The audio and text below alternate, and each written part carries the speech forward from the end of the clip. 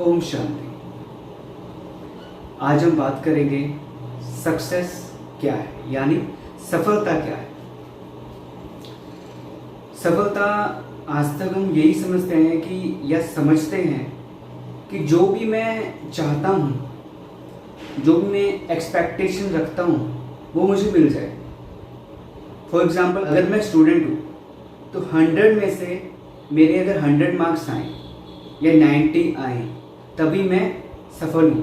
पर अगर मेरे 100 में से 50 आ जाए, 70 आ जाए तो मैं सफल नहीं हूँ। अगर मुझे जो मैं चाहता हूँ वो मिल जाए तो मैं सफल हूँ, वरना नहीं, फेल।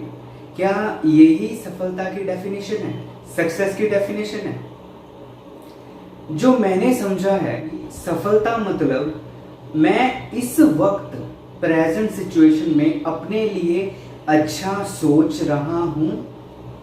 अगर मैं अपने लिए अच्छा सोचता हूं तो मैं सफल हूं। अगर मैं दूसरों के लिए अच्छा सोचता हूं तो मैं सफल हूं।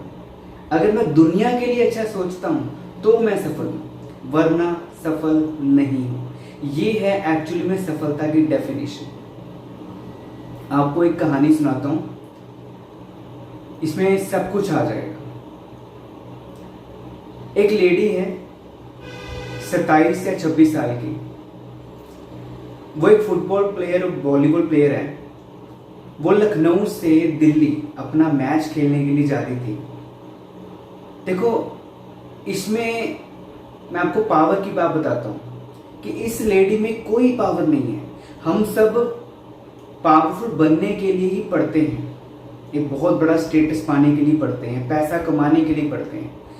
इसमें सबसे पहले तो मनी पावर नहीं थी, बहुत साधारण गरीब परिवार से थी वो। दूसरा कि वो इतनी सुंदर नहीं थी, साधारण से दिखने में थी। ये तो आजकल लोग सफल किसे कहते हैं? जो बहुत ही स्मार्ट, हैंडसम, पर्सनैलिटी जिसकी बहुत अच्छी हो वो सफल है। ये गलत बात नहीं है पर्सनैलिटी बनाना, पर सफलता इसको ये नहीं कहते कि मैं बहुत खूबसूरत, हैंडसम हूँ, मेरे पास बहुत कुछ है। नहीं। तो इस लड़की के पास सुंदरता भी नहीं थी, दिखने में ठीक ठाक थी। तीसरी कि ये एक इंटेलेक्चुअल नहीं थी, ये कोई बहुत पढ़ी लिखी नहीं थी, बहुत इंग्लिश नहीं बोलती थी, या डॉक्टर, इंजीनियर, ऐसा कोई इसका कोई स्टेटस नहीं था। आजकल जोर डाला जाता है कि बी एजुकेटेड। आपको पता है एजुकेशन और लिटरेसी में अंतर है, जानकारी और ज्ञान में अंतर है। जानकारी क्या होती है? पता है हमें सिगरेट पीना गलत बात है, नशा करना गलत बात है, गुस्सा करना, रोब मारना, झूठ बोलना गलत बात है, फिर भी हम कर रहे हैं। मतलब ये हमें सिर्फ जानकारी है। ज्ञान का मतलब होता है कि समझ, और समझ का मतलब होता है शक्ति, कि मैं मर जाऊंगा पर सिगरेट को, शराब को हाथ नहीं लगाऊंगा, मैं गुस्सा ही करूंगा, मैं सामने वाले की सिचुएशन को समझूंगा। इसको कहते हैं ज्ञान। तो ये लड़की इंटेलेक्चुअल भी नहीं थी। चौथा, वो मसल पावर भी इसमें नहीं थी, साधारण सी थी, मसल पावर इसमें बिल्कुल नहीं थी। पांचवा, इसकी कोई बहुत बड़े लोगों से कांटेक्ट नहीं थे। जैसे आज कहते हैं ना कि मेरा इसके साथ कांटेक्ट है, मेरा उसके साथ कांटेक्ट है, नहीं, ये बिल्कुल साधारण सी थी। तो जब ये लखनऊ के किसी गांव में रहने वाली थी, वहां से दिल्ली मैच खेलने के लिए जा रही थी, ट्रेन में जा रही थी। तो ट्रेन में एक लड़के आए, तो इस लड़की ये खड़ी थी साइड में। इस लड़की ने भी एक सोने की चेन डाली हुई थी, हल्की सी पतली सी। तो जैसे वो लड़का आया, उसने इसकी गले में हाथ डाला चेन खींचने के लिए, तो उसने, लड़की ने उसका हाथ पकड़ लिया।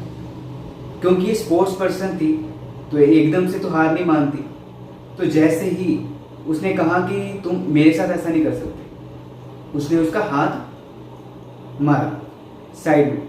तो उस लड़के ने क्या किया कि और लड़कों को बुला लिया, और लड़कों के साथ मिलकर उसने क्या किया, उस लड़की को, एक ने उसका दूसरा हाथ पकड़ा, एक ने दूसरा हाथ पकड़ा, उसके पेट में लात मारी। और जब किसी के पेट में लात बजती है ना थोड़ी देर के लिए, तो इंसान समझ नहीं पाता क्या हो रहा है। और 5-6 लड़के और एक लड़की, तो उन्होंने क्या किया, उसको घसीट के बाथरूम, जो ट्रेन में बाथरूम साइड होती वहां लेके गए, फिर खड़ा किया। तो जो मेन लड़का था उसने उस लड़की के कान में कहा कि अब हम तुम्हारे साथ क्या करते हैं, तू देख। तो उस लड़के ने जोर से लात मारी दोबारा से, और उसको धक्का दे दिया ट्रेन से नीचे।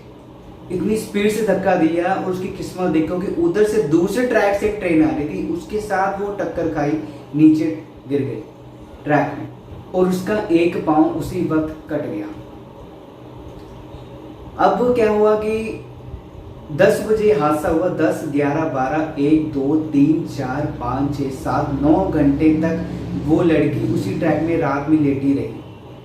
जब सुबह हुई तो वहाँ के लोगों ने आके देखा कि लाश पड़ी हुई है, पर जब पास आके देखा तो उसकी सांसें चल रही थी। सभी ने उसको हॉस्पिटल, वहाँ के सिविल हॉस्पिटल में ले जाने की बात की। वहाँ से आके देखा तो एनेस्थीसिया के डॉक्टर ही नहीं है जो बेहोश करते हैं। आपको एक अजीब सी बात बताऊं कि उस रात एक रिकॉर्ड हुआ कि उसी रात लखनऊ से दिल्ली, दिल्ली से लखनऊ 49 ट्रेनें उस आसपास से गुजरी। कितना उसको शोर फील हो रहा होगा। उस ट्रैक में जब उसकी लात कटी हुई थी, चूहों ने क्या किया, उसके कटे हुए अंग को कुतरना शुरू किया।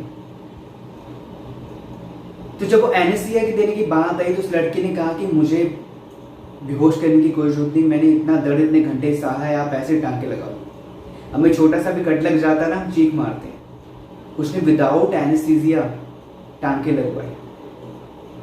और जब ये बात वहाँ के पुलिस तक पहुंची और महिला विभाग तक पहुंची तो उन्होंने जोर डाला कि क्या महिला भारत में सुरक्षित है।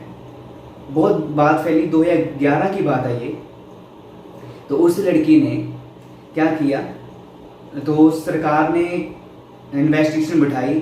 सरकार ने झूठ बोल दिया कि ये लड़की के साथ जो हुआ भी झूठ बोल रही है, क्योंकि उस वक्त ऐसा कुछ हुआ ही नहीं है। इसके पास टिकट नहीं थी तो टीटी के चेक करने के डर से उसने खुद ही छलांग लगा दी, पर इसका हाथ पैर कट गया है तो इसलिए सरकार इसे 25,000 देती है।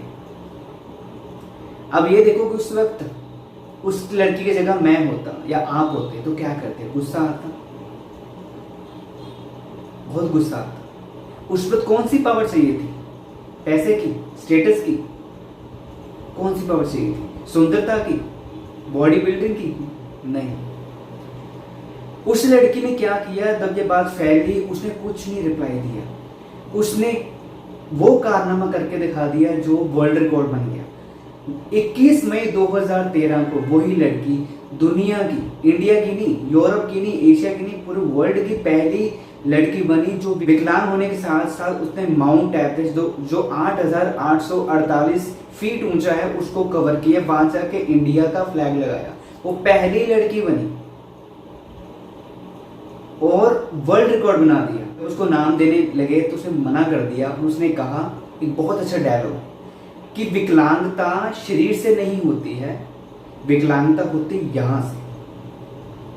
अगर आप यहां से टूट चुके हो ना, आपको कोई खड़ा नहीं कर सकता। अब ये देखो कि उस लड़की के पास ऑप्शन थी पुरुष जाति से नफरत करते रहने की पूरी जिंदगी। कितने लड़कों ने मेरे साथ ऐसा किया, सरकार को दोष देने की उसके पास ऑप्शन थी, भगवान को कोसने की, अपनी किस्मत को कोसने की ऑप्शन थी, बट उसने ये ऑप्शन सेलेक्ट नहीं की। उसने अपनी एनर्जी को एक अच्छी चीज में डाइवर्ट किया। तो यहाँ पे काम आती है विल पावर। मतलब क्या है, लोग सक्सेस समझते हैं कि मेरे पास बहुत गाड़ी है, 4 मर्सिडीज हैं, ऑडी हैं।